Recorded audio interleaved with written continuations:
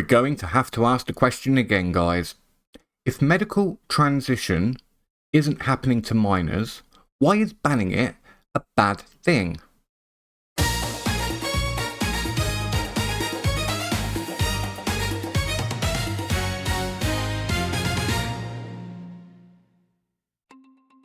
Hi, I'm Dick, I'm a stick, and this is your Daily Dick.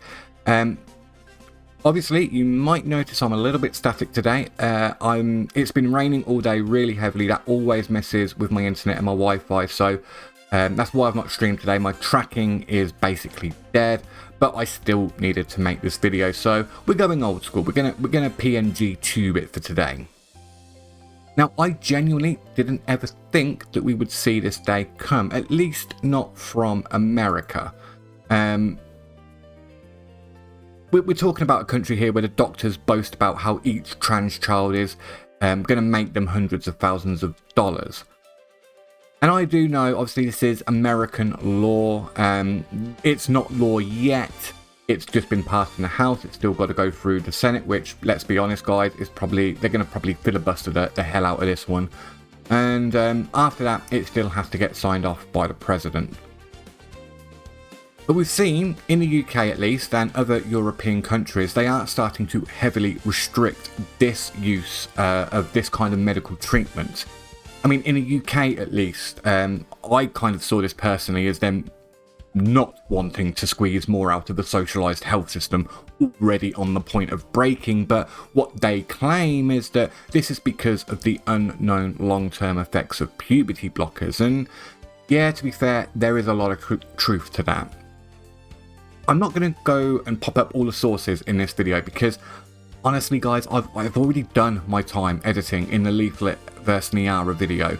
If you do want to see the sources, you can go check out that video. I will pop the link down below, and I do quote everything I talk about in this video. But the fact is, you know, we have questions. There are questions that are still lingering about long-term effects to bone density. We've got new studies raising concerns about the effects on cognitive development, and for me, that's kind of a serious one. It's also been known for a while now how mixing puberty blockers with hormone replacement will actually sterilize a person. And this is why the so-called health professionals have had to advise people that they will need to fertilize their eggs and sperm just in case they decide that they want to have kids in the future. Now, to me, that is just pure insanity to ask that of a minor. I mean, even as a young stick myself in my early 20s, I never thought I wanted kids. And at the time, I probably would have been like, yeah, I don't care, I don't want kids. But as I have gotten older, I'm not going to lie, the baby fever is starting to get worse, guys. I want a kid so I have something to teach, to hate the government and carry on the legacy. But put on top of that, obviously, the bone density concerns. And again, cognitive development, which should be a huge red flag to people. One has to ask, can a literal child even comprehend these kind of decisions? Especially if, you know, everyone in their little Discord group and their online groups are just love bombing them and encouraging them to go ahead with it. Now, thankfully, this is at least hopefully going to become a moot point in America. It looks like common sense is returning, guys, and I love to see it, but let's be honest, we're not quite there yet, at least in terms of our rebellious offspring. Now, this has come from Marjorie Taylor Greene, who I'm going to be honest, I am not a fan of. I still remember her supporting that bloody QAnon psyop that was making people crazy during Trump Phase 1, but Magic the Gathering is the source of this bill, so credit where credit is due. Thank you, Marjorie. The bill passed with what I would describe as an eyebrow-raising 216 to 211. But I'm not going to harp on this like razor-thin margin, because who cares? It's passed. I mean, it's a dub. It's a step in the right direction. Of course, the progressives are out in full force, trying to use the typical emotional blackmail tactics trying to convince John Normal Man why this is a bad thing, even though these exact same people have been telling John Normal Man that it's a lie and this isn't actually happening. But here we have some of the counterpoints. This is coming from the Congressional Equality Caucus, and we'll just cover the last two bits here because the rest of it, quite honestly, is fluff. I've got my slides the wrong way round. Let's start this again. Politicians like Marjorie Taylor Greene shouldn't get to decide what kind of healthcare you or your child can access, especially when every major US medical association supports trans people's access to healthcare. I'm going to come back to this. If this bill were to become law, that's exactly what would happen, and parents could face jail time simply for doing what is medically best for their kids. Now, before I move on to the next slide, I just want to point out how these two individual statements are being lumped together, and this is the language game that progressives always play, and you've really got to kind of get wise to it and point it out when you see it because it's extremely manipulative. But they're saying here that every US medical association supports trans rights access to healthcare, not stating what the healthcare is and whether they're referring to actual gender affirming care here, just healthcare in general, which of course everyone agrees to. And again, I'm getting back to this point a bit later on. It then goes on to say that it could end up jailing parents simply for doing what is medically best for the kids. But this statement here is not linked to this statement here. These are two separate statements, and it's just using fluffy words to lead you down a particular path. And when we go on to the second slide, it continues. The House must reject this bill because young trans people deserve access to healthcare. And this is where I want to tag in. So, yes, trans people deserve the right to healthcare. Strongly agree. And when a trans kid is denied treatment for their cancer simply because they are trans, come tell me about it. I will gladly fight in your corner. If, however, you want me to support telling literal children that they are born in the wrong body and the only way they're going to be happy is if they start injecting their body with drugs and mutilating their bodies, you're going to need more than that WPATH study to convince me that it's in their best interest. Especially since I can provide plenty of counter studies, and even more especially when the UK hasn't seen a spike in suicides since we banned it here. And as I proved in the hour vid that I did back again down in the description, you're far more likely to commit suicide if you're a middle-aged man than a trans person. So these maths simply, to me, they are not mathing.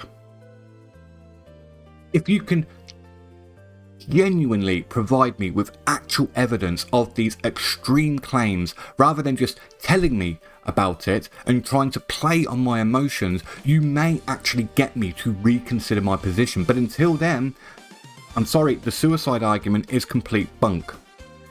This is not essential healthcare. It's cosmetic, it's vanity. They call it gender affirming care because it sounds fluffy, but that's not what it is. It's not essential. And as I will always state, we should be teaching kids to love themselves for who and what they are. We should not be telling these kids that they are born wrong. Alright, next point.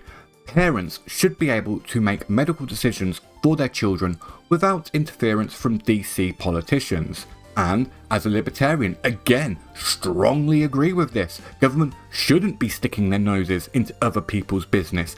However, with that said, when doctors are telling parents things like, well, would you rather a dead son or a living daughter? Are the parents actually able to make informed decisions of these kind of statements for their children? Or are they being emotionally blackmailed and led to a decision? Because that's what they do tell parents, and I see this argument being made all the time online. Do not try and tell me that this argument isn't happening. This is the one they make. And I have to ask people, is this a scientific statement or is it just emotional blackmail? Especially when, again, suicide statistics are so vulnerable to scrutiny, and I personally think have been thoroughly debunked. And you know, actually maybe I might do a separate video for like a weekly dick segment or something like that on the suicide myth. I kind of did rush through it in the Niara vid, and I do actually have a lot more that I could say to kind of bolster my position on that. But to stay on point for now, yeah, the government shouldn't be sticking their nose in.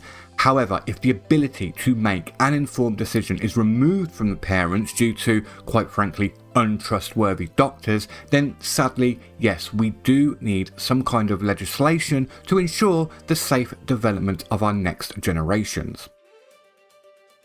And so we can go on to our final point here. Politicians shouldn't be trying to imprison parents and doctors for doing what's best for a young trans person.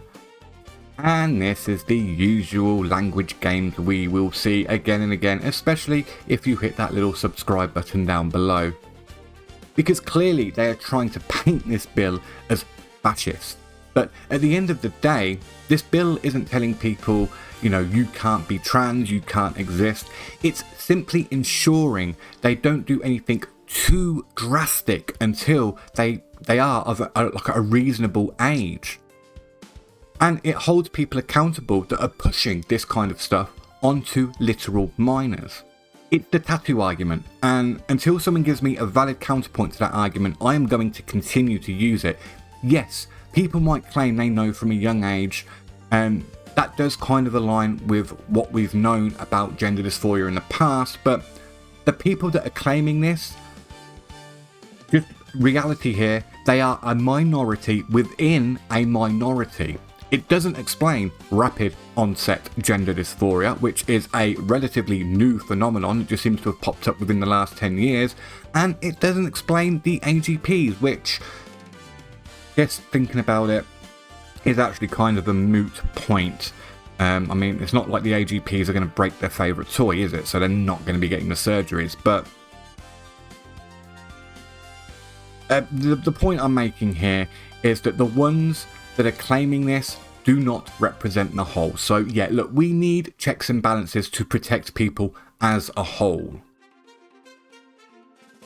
And this has always been my stance on the topic. Like, I mean, once you're 18, you're free to do whatever you want. You know, turn your PP into an open wound, remove skin from your thigh or arm so that you can have this non-functioning lump between your legs. You're an adult. I can't tell you what to do. I will ask questions because, quite frankly, it is beyond me why people would do this, but it's not my job to tell other adults what to do with their body. When it comes to children, however, that's when I have to put my foot down and say, no, someone needs to be the bloody adult in the room. Teach the kids to love themselves for who and what they are. Not that they were born wrong. And if they still think at the age of 18, this is going to somehow fix all their problems and make their life magically better, I mean, yeah, I'm going to disagree with it, but that is an adult's prerogative at that point. But that's all for now, guys, so until next time, don't be a dick.